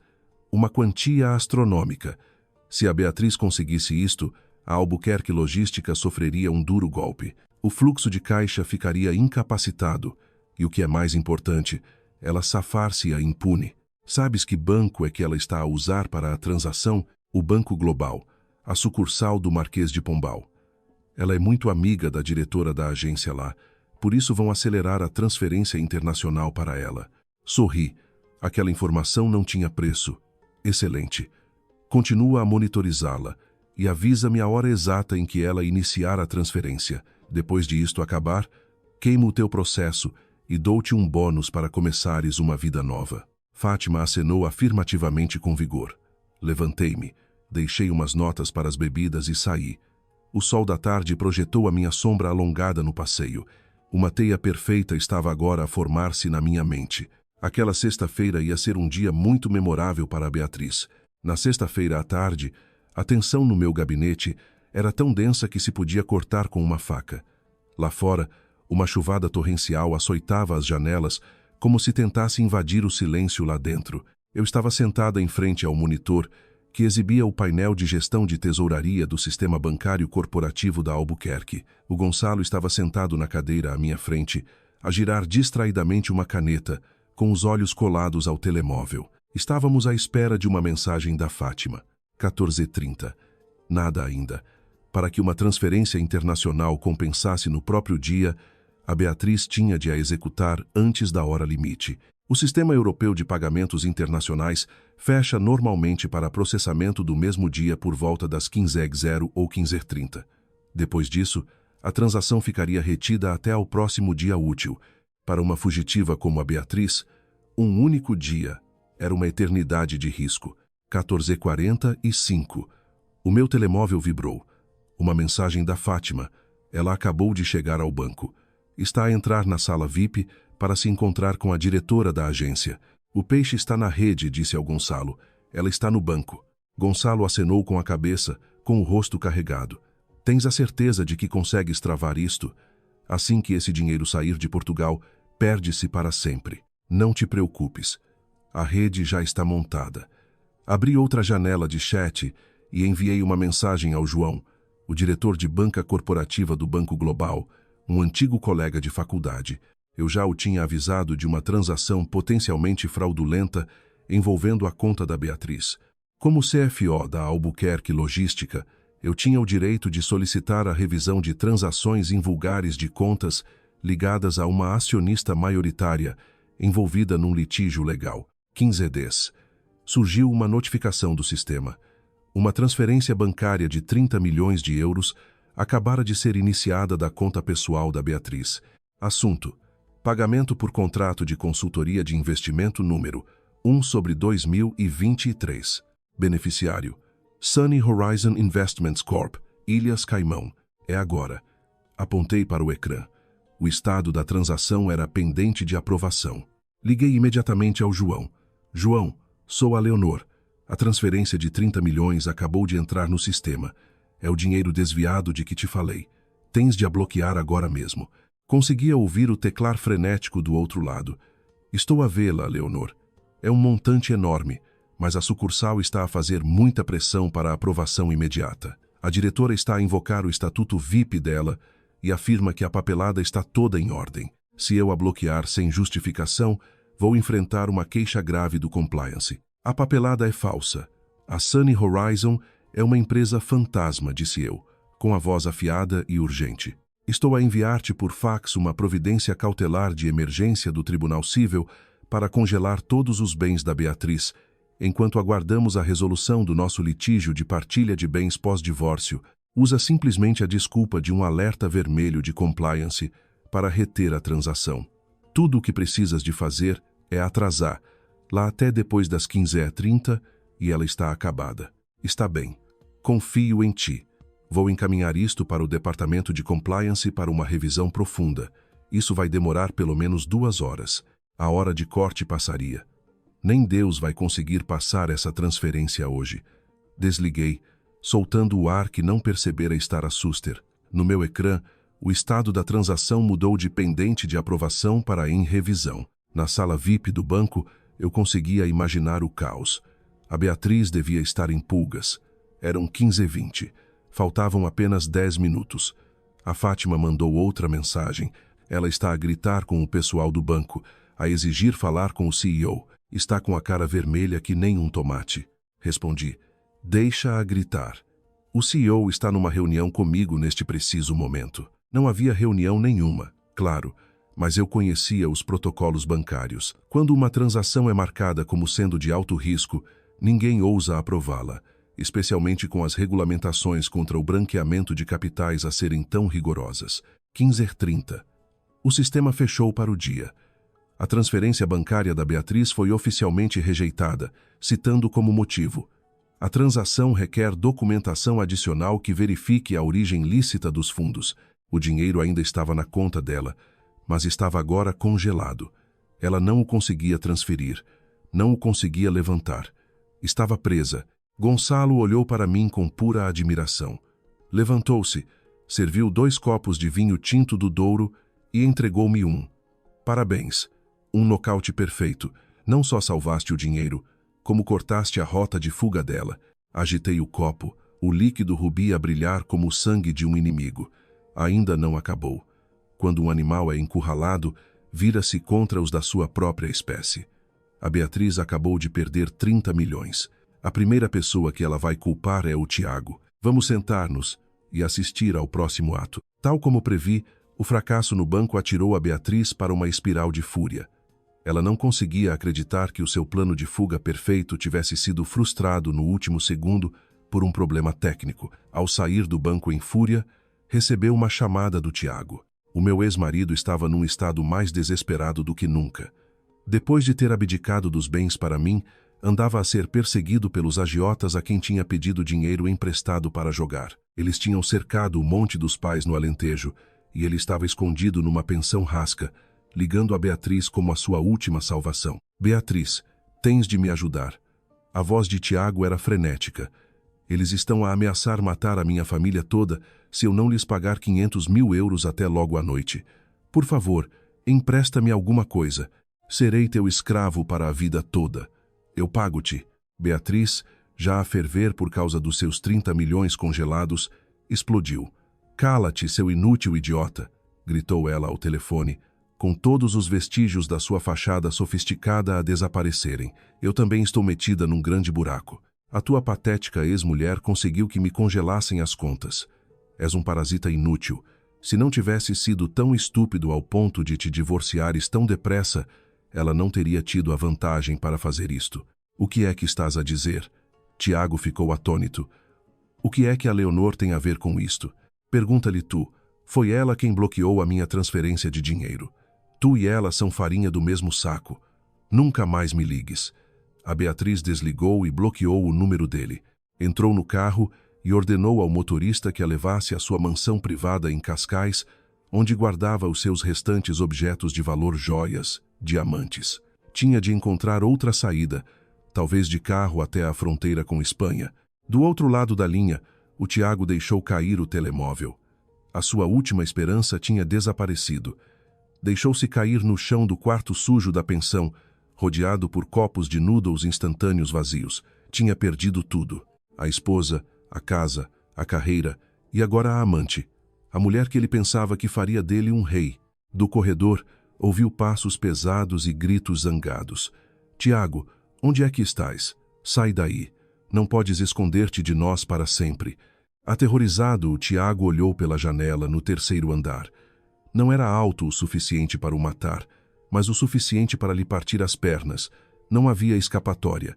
No seu desespero, uma ideia familiar e cobarde tomou conta dele. Forjar um ferimento para fugir à responsabilidade. Agarrou numa pequena faca de fruta da mesa e fez um corte superficial no pulso o suficiente para deitar sangue, mas não uma ameaça de vida. Depois deitou-se no chão e fingiu ter uma convulsão. Ele sabia que se fosse levado de urgência para as urgências, os agiotas não ousariam fazer um escândalo num hospital e a polícia teria de intervir. Quando os capangas arrombaram a porta a pontapé, encontraram-no deitado numa poça de sangue, a maior parte do qual era ketchup, de um pacote que ele espalhara para fazer efeito. Em pânico com a ideia de uma acusação de homicídio, fugiram. O dono da pensão entrou a correr, viu a cena e chamou imediatamente o 112. O Tiago foi levado para o hospital de Santa Maria. Estava deitado na maca, de olhos bem fechados, mas com os ouvidos abertos, à escuta. Estou a salvo, pensou ele. Pelo menos por esta noite. Mas ele não sabia que a notícia da sua tentativa de suicídio tinha me sido transmitida pela equipa do Gonçalo quase instantaneamente. Ele está a encenar, disse eu, a ver as imagens de segurança da pensão no meu tablet. A maneira como estava a espalhar ketchup no braço foi verdadeiramente patética. O que queres fazer? Perguntou Gonçalo, ajustando a gravata. Fazer uma visita a um velho amigo. Temos de o fazer. Afinal de contas, estivemos casados durante 10 anos. Além disso, preciso de lhe entregar uma última receita para o curar dos seus delírios. As urgências cheiravam fortemente a antisséptico. Tiago estava deitado numa cama, com o pulso enfaixado e uma máscara de oxigênio no rosto. Estava a fingir um coma profundo, mas reparei que o monitor cardíaco emitia um bip constante, até um pouco acelerado devido à ansiedade. Gonçalo e eu entramos. Eu estava vestida toda de preto, a carregar um ramo de crisântemos brancos, flores de funeral. Gonçalo estava ao meu lado, a segurar uma pasta preta de cabedal. Uma enfermeira tentou impedir-nos, mas o Gonçalo mostrou um cartão de benfeitor do hospital. A Albuquerque Logística era um grande doador. A enfermeira baixou a cabeça e saiu discretamente, fechando a porta atrás de si. Caminhei até à cabeceira da cama e coloquei as flores brancas na mesa de cabeceira. O bater dos meus saltos no chão de linóleo era o único som. Deixa-te de teatros, Tiago. És um péssimo ator, disse eu calmamente. Ele manteve-se imóvel, mas as pálpebras tremeram. Estava a tentar resistir até eu me cansar. Tudo bem, se não acordas, eu falo com o cadáver, disse eu, puxando uma cadeira. O médico disse que o corte no teu pulso foi superficial. Levou 3 pontos, mas a doença da cobardia de que sofres. Para essa não há cura. Ao perceber que a farsa fora descoberta, o Tiago abriu lentamente os olhos e retirou a máscara de oxigênio. Olhou para mim e para o Gonçalo com uma mistura de ódio e medo. O que é que vocês os dois estão aqui a fazer? Vieram ver se eu já tinha morrido. A tua morte seria fácil demais para ti, falou Gonçalo a partir do fundo da cama. Viemos trazer-te boas notícias. Os agiotas que andavam atrás de ti, a polícia desmantelou toda a rede deles ontem à noite. Os olhos do Tiago iluminaram-se. A sério? Então, estou seguro? Seguro deles? Sorri. Um sorriso que o Tiago em tempos chamara de angelical, agora tão afiado como a lâmina de um cirurgião. Mas não da lei. Fiz um sinal ao Gonçalo. Ele abriu a pasta e retirou um documento com o selo oficial do Ministério Público e da Autoridade Tributária. Isto é uma notificação formal de inquérito criminal contra a Tiago Construções por fraude fiscal qualificada. O valor total, incluindo coimas por faturação falsa, ascende a quase 5 milhões de euros. Os inspetores da Judiciária já têm provas suficientes de que andavas a comprar faturas falsas a uma rede de empresas fantasma gerida pela família da Beatriz. Tiago sentou-se num ímpeto, esquecendo-se da dor no pulso. Não fui só eu. Foi a Beatriz. Foi ela que me mandou fazer. Eu só assinei os papéis. Assinaste? O que significa que és o responsável legal? Respondi friamente. A Beatriz é inteligente. O nome dela não está num único documento relacionado com a tua empresa. Todas as assinaturas, todos os carimbos, pertencem ao diretor Tiago Silva. Quem achas que um juiz vai acreditar? Num homem desesperado e atolado em dívidas como tu, ou na evidência a preto e branco? Tiago tremia, com o suor a escorrer-lhe pelo rosto. Ele estava a olhar para os portões da prisão da Carregueira. Um caso de fuga ao fisco e corrupção desta magnitude poderia significar de 10 a 20 anos. Leonor, ajuda-me. O Tiago recorreu aos seus velhos truques, saltando da cama e ajoelhando-se diante de mim. Tu és diretora financeira. Conheces a lei. Por favor, ajuda-me. Não quero ir para a prisão. Ainda tenho os meus pais. Olhei para ele sem um vislumbre de emoção. Dei-te uma oportunidade quando fiquei com os teus bens para saldar a dívida do banco. Podia ter ficado por aí. Mas a tua ganância e a da Beatriz eram demasiado grandes. Foste longe demais. Há uma saída? Interveio Gonçalo de repente, a desempenhar o papel de polícia bom. Se colaborares com a investigação, fizeres uma confissão completa e forneceres provas contra a verdadeira cabecilha, poderás conseguir um acordo ou suspensão de pena. O Tiago agarrou-se a esta tábua de salvação. Virou-se para Gonçalo, a acenar freneticamente com a cabeça. Eu falo, eu conto-lhes tudo. Mantive um livro de registros privado, um caderno a detalhar cada divisão de dinheiro que fiz com a Beatriz. Ela obrigava-me a anotar para os registros dela. Escondi-o no cofre lá em casa dos meus pais. O Gonçalo e eu trocamos um olhar. Estava lá, a arma do crime. Aquele livro de contas seria o último prego no caixão da Beatriz. Muito bem, disse eu, a levantar-me. Descansa aí. Um inspetor da PJ estará aqui em breve para tomar as tuas declarações. Lembra-te de ser honesto. É a tua única saída. Saímos do quarto de hospital. O Tiago ficou sentado no chão, atordoado. Sabia que a vida tal como a conhecia acabara, mas pelo menos tinha a hipótese de arrastar a Beatriz com ele. No corredor, o Gonçalo pegou na minha mão e deu-lhe um aperto suave. Foste brilhante. Numa jogada, apanhaste 2 peças. Lidaste com o Tiago e conseguiste as provas para pôr a Beatriz na cadeia de vez. Foi um trabalho de equipa, disse eu, a retirar a mão para ajeitar o cabelo. Agora vamos buscar aquele caderno antes que a Beatriz descubra alguma coisa. A chuva tinha parado. Um tênue arco, íris era visível no horizonte. Respirei fundo o ar limpo da pós-tempestade. A guerra estava quase no fim. Gonçalo e eu saímos do hospital nessa noite. Ele ofereceu-se para que o motorista nos levasse, mas eu insisti em conduzir. A sensação de controlar o carro enquanto este cortava a escuridão ajudava-me a centrar-me. O Maybach acelerou pela autoestrada, a sul em direção à parte tranquila e rural do Alentejo, onde a família do Tiago vivia. A terra natal do Tiago era uma pequena aldeia perto de Beja, rodeada por campos intermináveis de sobreiros e oliveiras. Já se tinham passado 3 anos desde a última vez que ali tinha ido para o funeral do avô dele.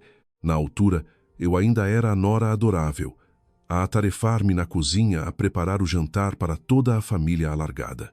«Em que estás a pensar?» perguntou Gonçalo, quebrando o silêncio. «Estou a pensar nos pais do Tiago», admiti.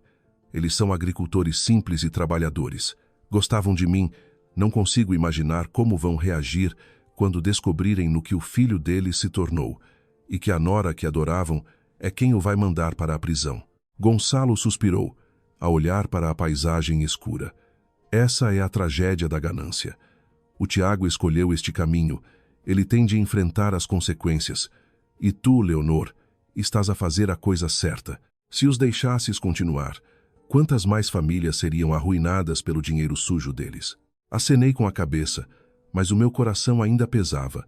Por vezes, a justiça parecia cruel. Às 3 da manhã, o nosso carro parou em frente ao familiar Monte Alentejano, caiado de branco com uma faixa azul e uma porta vermelha.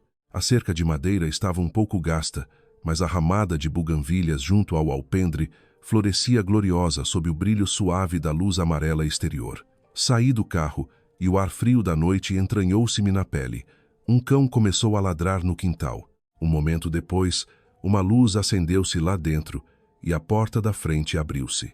O pai do Tiago, o senhor Manuel, surgiu a vestir uma velha camisa de flanela por cima do pijama, com uma lanterna na mão. «Quem anda aí?» chamou ele, com a voz rouca do sono. «Manuel, sou a Leonor», disse. O Manuel estreitou os olhos e depois o rosto iluminou-se. «Leonor, filha, o que estás a fazer aqui a esta hora? Onde está o Tiago?» Ele apressou-se a abrir o portão. A dona Rosa, a mãe do Tiago, saiu a correr logo atrás dele, a agarrar-me as mãos. «Vieste de tão longe e nem ligaste. Oh, estás gelada. Entra, entra». O calor genuíno deles fez-me doer o coração. Eles não sabiam nada do divórcio, nada do pesadelo que se desenrolava a centenas de quilômetros de distância. O Tiago escondera-lhes tudo. «Estávamos só de passagem por causa de um assunto urgente», disse eu, a apresentar o Gonçalo brevemente. Eles receberam-nos com uma hospitalidade caseira, a fazer chá e a oferecer biscoitos. A casa estava exatamente como eu a recordava, simples, acolhedora. A fotografia de casamento minha e do Tiago continuava pendurada na parede da sala de estar. Os nossos sorrisos radiantes daquele dia pareciam agora uma piada amarga. «Rosa, Manuel», comecei a pousar a chávena de chá e a respirar fundo para ganhar coragem. «Lamento. Não estou aqui para uma visita social. Estou aqui para recuperar uma coisa que o Tiago escondeu no vosso cofre». O Manuel pareceu surpreendido. «Uma coisa que ele escondeu?» Ele disse que o cofre era só para guardar as escrituras das propriedades. Ele estava a esconder provas de um crime. «Manuel», disse eu, decidindo que a franqueza era a única via. «O Tiago tem estado envolvido em negócios ilegais, fuga ao fisco e branqueamento de capitais. A polícia judiciária está a investigar. Se eu não conseguir entregar estas provas às autoridades para negociar a redução da pena, ele pode ir para a prisão por muitos anos». A Rosa deixou cair a chávena de chá, e esta estilhaçou-se no chão. Ela agarrou-se à beira da mesa, a tremer. «O que estás a dizer? O nosso Tiago?» Ele é um bom rapaz. Ele mudou, Rosa. Juntou-se às pessoas erradas. Tornou-se ganancioso.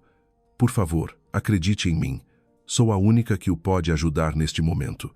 O Manuel olhou para mim, com os seus olhos velhos e gentis, cheios de uma dor insuportável. Ele conhecia-me. Sabia que eu não ia mentir. Levantou-se em silêncio e foi até ao quarto. Momentos depois, regressou e colocou uma pequena caixa de madeira na mesa. Ele enviou-nos isto a semana passada. Disse que era um amuleto de boa sorte para a empresa. Disse-nos para nunca a abrirmos. É isto. Abri a caixa. Lá dentro estava um caderno encadernado a cabedal preto e uma pendrive USB. Folheei algumas páginas. Era a letra do Tiago a registrar meticulosamente datas, montantes recebidos da Beatriz, para onde ia o dinheiro e quem ficava com qual percentagem. Era isto, o livro de registros dos crimes deles. Fechei o caderno e peguei na mão enrugada de Rosa. Obrigada. Prometo que farei tudo o que estiver ao meu alcance para tentar reduzir a sentença dele, mas há outra coisa que tenho de vos dizer. O que mais pode haver? Sussurrou a Rosa por entre as lágrimas. Oh, Tiago e eu estamos divorciados. O ar na sala gelou. Apenas o tic-tac do relógio de pêndulo ao canto marcava a passagem do tempo. A Rosa desabou a chorar convulsivamente. O Manuel deixou-se cair na cadeira, com o seu rosto idoso a parecer desmoronar-se. Eu não conseguia ficar ali mais tempo. Tinha medo de também desabar. Deixei um envelope com dinheiro na mesa, o meu primeiro mês de salário da Albuquerque Logística. Por favor, fiquem com isto para as vossas despesas. Tenho de ir agora, para conseguir voltar a tempo. Gonçalo e eu caminhamos rapidamente para o carro. Os soluços de coração partido da Rosa ecoavam na noite silenciosa. Assim que entrei, enterrei a cara no volante e, finalmente, deixei as lágrimas cair. Deita tudo cá para fora, disse o Gonçalo, pousando uma mão suave no meu ombro. Fizeste tudo o que podias. Chorei até não ter mais lágrimas pelo fim de um casamento de 10 anos, por duas pessoas idosas inocentes, e pela minha própria ingenuidade perdida. Quando as primeiras luzes da madrugada romperam no horizonte, limpei os olhos e liguei o carro. Vamos para casa, Gonçalo. Temos um encontro marcado com a polícia. A Beatriz não se vai escapar. Às 8 da manhã de segunda-feira, a sede da Albuquerque Logística estava rodeada por carros de polícia e carrinhas de televisão. A história do escândalo multimilionário de lavagem de dinheiro tinha vazado para a imprensa, em parte, claro, devido a uma dica bem colocada pela equipa de relações públicas do Gonçalo. O Gonçalo e eu assistimos à cena do gabinete dele a monitorizar as câmaras de segurança. As provas já foram entregues às autoridades? Perguntou o Gonçalo ao seu advogado-chefe por telefone. Entregues às 6 da manhã de hoje, doutor. O diretor do Departamento de Investigação Criminal reviu tudo pessoalmente e assinou um mandado de detenção de emergência para a dona Beatriz Albuquerque. Bom, e o Tiago Silva? Está a ser transferido do hospital para o estabelecimento prisional enquanto falamos. Olhei pela janela para as nuvens de tempestade a acumular-se sobre a cidade e o rio Tejo. A tempestade legal tinha finalmente atingido a costa. Entretanto, na mansão de Beatriz em Cascais, reinava o caos. Após uma noite sem dormir, a Beatriz estava freneticamente a meter joias, relógios e dinheiro numa grande mala. Ela conseguia sentir a rede a apertar-se. Incapaz de movimentar o seu dinheiro através do banco, recorria ao seu plano de reserva, fugir de carro por Vilar Formoso para a Espanha e depois apanhar um voo em Madrid para a Suíça. Ela já tinha pago 50 mil euros em numerário a um contacto para lhe tratar da logística. Despacha-te, atirou ela à empregada. Esquece as malas da Hermès, apanha só os diamantes. A campainha tocou, aguda e insistente. A Beatriz saltou, deixando cair um anel de diamantes. Olhou para o monitor de segurança. Polícia Judiciária, dezenas de inspetores fortemente armados estavam ao seu portão. Um oficial comandante com um megafone dava-lhe ordens para abrir o portão e colaborar. Beatriz Albuquerque, temos um mandado para a sua detenção. O rosto de Beatriz ficou lívido. Ela correu para a porta das traseiras, que dava para um cais privado onde uma lancha rápida a esperava, mas tinha calculado mal. O Gonçalo e eu tínhamos previsto isto quando a Beatriz escancarou a porta das traseiras. Congelou. Ali parados a bloquear o seu caminho, Não estavam os barqueiros que contratara, mas 2 agentes da judiciária de rosto severo. Vai a algum lado, Dona Beatriz? Perguntou um deles secamente. Beatriz recuou, deixando cair a mala. Dinheiro e joias espalharam-se pelo pátio. Ela virou-se para fugir de volta para dentro de casa, mas a equipa tática já tinha forçado a entrada do portão principal e inundava a casa. Isto é uma cilada, gritou a Beatriz em desespero. Sou inocente. Não me podem fazer isto. Quero o meu advogado. Um agente leu-lhe friamente os seus direitos e colocou-lhe as algemas nos pulsos. A outrora poderosa rainha da logística, agora despenteada e derrotada, foi levada. A sua imagem, capturada por dezenas de teleobjetivas dos paparazzi, foi transmitida em direto nas notícias a nível nacional na hora seguinte. As ações de qualquer empresa associada à família dela caíram a pique na bolsa. Desliguei a televisão. Acabou. O meu telemóvel vibrou. Era uma mensagem de um número desconhecido, mas eu sabia que era a Fátima. Muito obrigada, Dona Leonor. Vi as notícias. Tal como prometido, vou desaparecer de Lisboa. Apaguei a mensagem. A Fátima era apenas mais uma vítima da ganância e da fraqueza. Não tinha qualquer desejo de retaliação adicional. Gonçalo serviu 2 copos de vinho e entregou-me um. A justiça. Brindei com o meu copo no dele, mas não senti a euforia que esperava. Esta vitória sabia as lágrimas da Dona Rosa e a amargura da traição. Olhei para o Gonçalo, o homem que tinha estado a meu lado em toda esta guerra. Ele olhava de volta para mim, e o seu olhar já não era frio e calculista, mas cheio de uma profunda compreensão. Estou cansada, disse eu suavemente. Descansa. Deixa que os advogados tratem do resto. Mereces um dia de folga. Eu sorri, e pela primeira vez, pareceu-me um sorriso leve e genuíno. Um mês depois, no estabelecimento prisional de Lisboa, foi-me permitida uma visita ao Tiago para finalizar alguma papelada legal sobre a partilha de bens. Ele estava esquelético, de cabeça rapada e a nadar no uniforme azul de recluso. Recusava-se a olhar-me nos olhos. Como estás? Perguntei. Uma questão que era simultaneamente uma formalidade e uma ironia. Apenas vivo, murmurou ele. É só aqui dentro que percebi o preço do que fiz. Sonho com os meus pais e contigo todas as noites. Os teus pais estão bem. Tenho-lhes mandado dinheiro todos os meses. Eles acham que foste numa longa viagem de negócios para o estrangeiro. Não tive coragem de lhes contar a verdade toda. A cabeça do Tiago levantou-se rapidamente, as lágrimas a escorrer-lhe pelo rosto. Ainda estás a tomar conta deles depois de tudo o que te fiz? Faço-o pela minha própria consciência. Não por ti, disse eu, de forma plana. Eles são boas pessoas. Não merecem isto. Empurrei um documento pela fenda do vidro divisório. Isto é um acordo civil.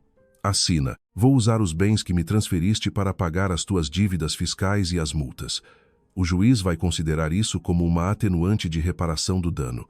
A tua pena pode ser reduzida de 15 anos para talvez 7 ou 8. Tiago pegou na caneta, com as mãos a tremer. Ficou a olhar para mim. Por quê? Por que é que me estás a ajudar?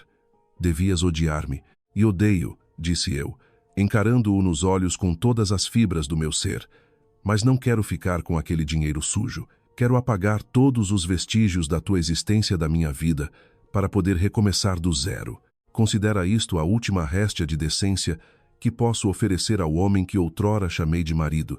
Tiago enterrou a cabeça nos braços e soluçou como uma criança. Assinou o papel, a sua assinatura borrada pelas lágrimas. Ao sair da sala de visitas, cruzei-me com o advogado da Beatriz. Ele abanou a cabeça cansado quando me viu. Como está ela? Perguntei. Uma desgraça. Continua a recusar confessar. Só grita que vos vai processar a si e ao doutor Gonçalo. Mas as provas daquele caderno e o testemunho do Tiago são irrefutáveis. Está a enfrentar uma pena máxima de 25 anos por ser a cabecilha de todo o esquema. Todos os bens dela foram apreendidos. Ninguém a consegue salvar agora. Acenei com a cabeça e afastei-me.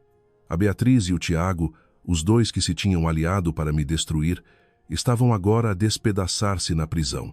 A aliança profana deles tinha desmoronado. Ao sair do estabelecimento prisional, fui recebida por um sol brilhante. O Gonçalo estava encostado ao carro, à minha espera. Na mão tinha um pastel de nata e um café expresso em copo de cartão, o meu pecado favorito, algo que lhe tinha mencionado casualmente numa das nossas conversas. Tudo tratado? Perguntou ele, entregando-me a caixa com o pastel. Tudo tratado. Um peso que me saiu de cima. Então vamos para casa. Temos uma reunião de acionistas esta tarde. A diretora financeira não pode faltar.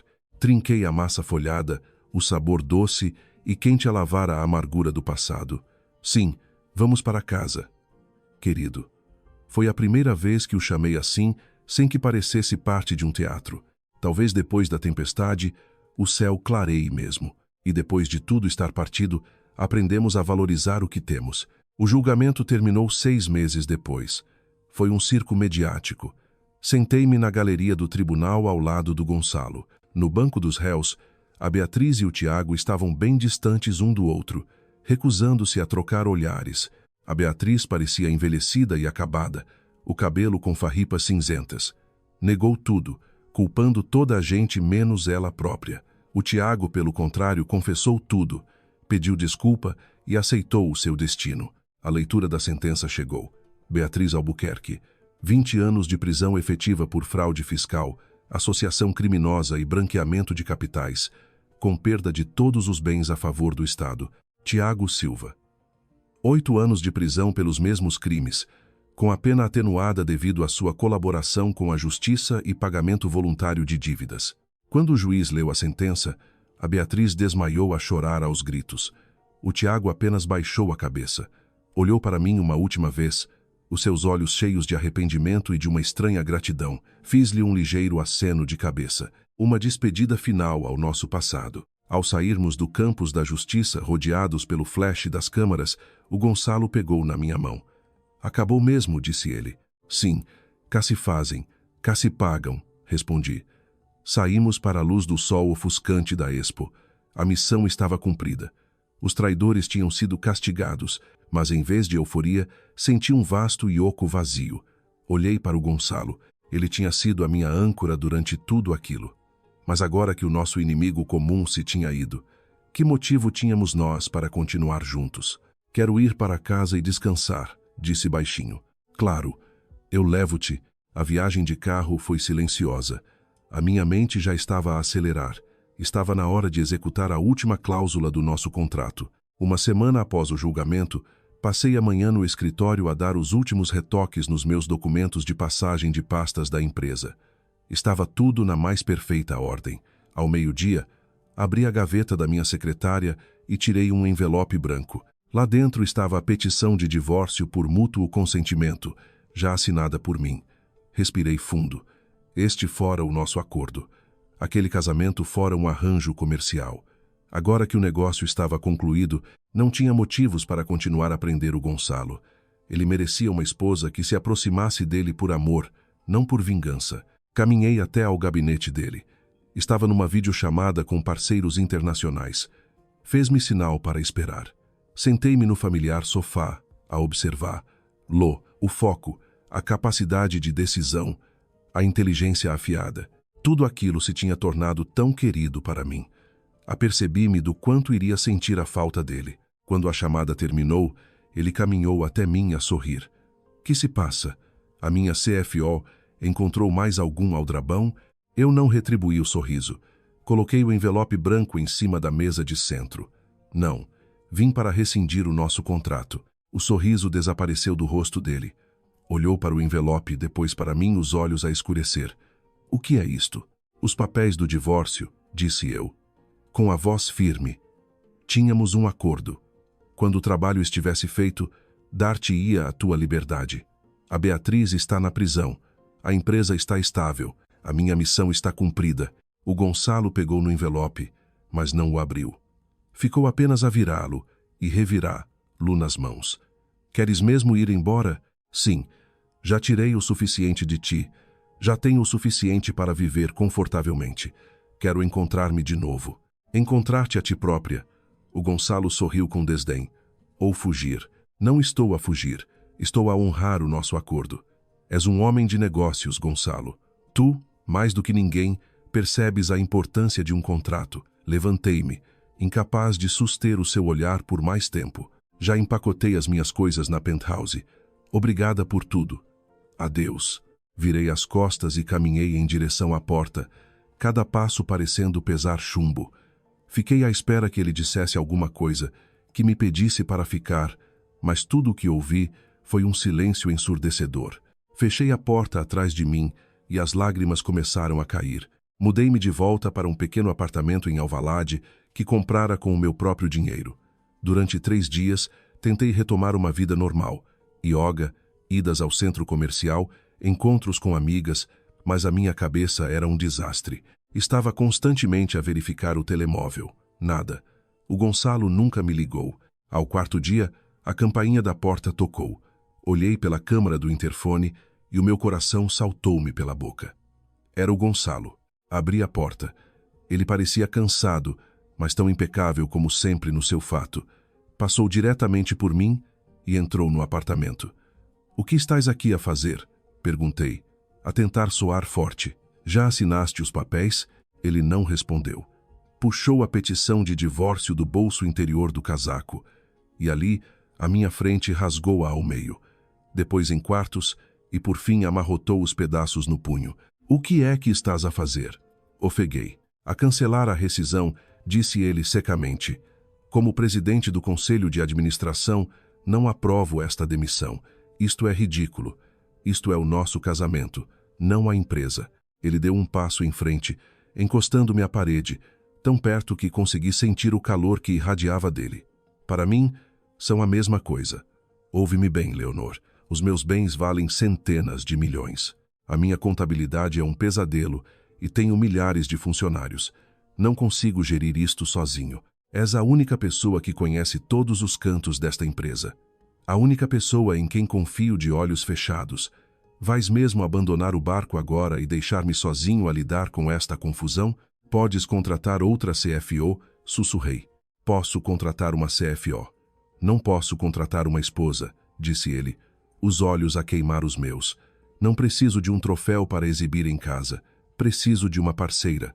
Alguém forte o suficiente para se colocar ao meu lado, inteligente o suficiente para me desafiar e implacável o suficiente para proteger esta família a meu lado.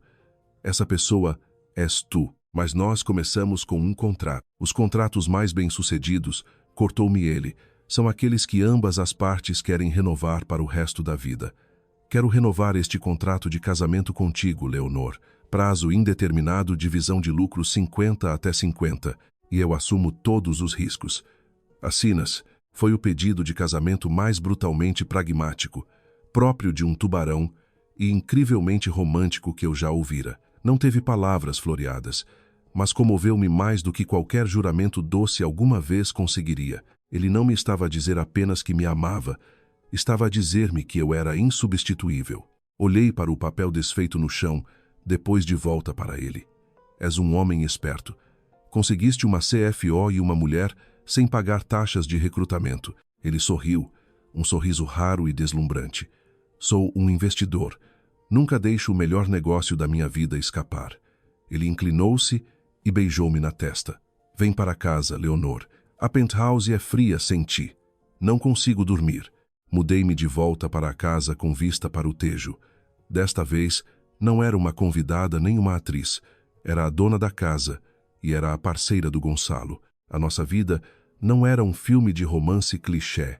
Éramos 2 viciados em trabalho, os nossos jantares frequentemente preenchidos com debates acesos sobre estratégia empresarial. Mas por baixo desse pragmatismo havia um laço inquebrável. Certa noite, estávamos sentados na varanda a olhar as luzes de Lisboa refletidas no rio.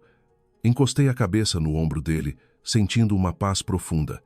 Sabes, disse suavemente, eu costumava pensar que a felicidade significava sacrificar tudo por um marido. Agora sei que a verdadeira felicidade é seres quem és, seres respeitada e conquistar novas montanhas com a pessoa que amas. O Gonçalo apertou-me o ombro. Tu ensinaste-me que uma mulher pode ser a mais brilhante guerreira. Obrigado por teres entrado naquela esplanada do Príncipe Real. Obrigado por teres aceite o meu contrato louco. E obrigada a ti, Rime, por não teres assinado os meus papéis do divórcio. Nunca, disse ele, a beijar-me o cabelo. Sou um tubarão. Quando mordo, nunca largo. O telemóvel dele vibrou. Ele olhou de relance e sorriu. O relatório trimestral chegou. Os lucros subiram 30%. Tudo graças à minha mulher. E então, qual é o meu bônus? Perguntei em tom de brincadeira. Ficas comigo para o resto da tua vida. É suficiente? Ri-me, com o coração cheio. O passado doloroso era uma memória distante. O Tiago e a Beatriz estavam a pagar a sua dívida à sociedade, e eu estava a assegurar a minha própria felicidade, uma felicidade real e tangível, construída não em sacrifícios cegos, mas em intelecto, força e um amor maduro e formidável. O contrato de casamento nascido da vingança tinha se tornado num compromisso para a vida inteira.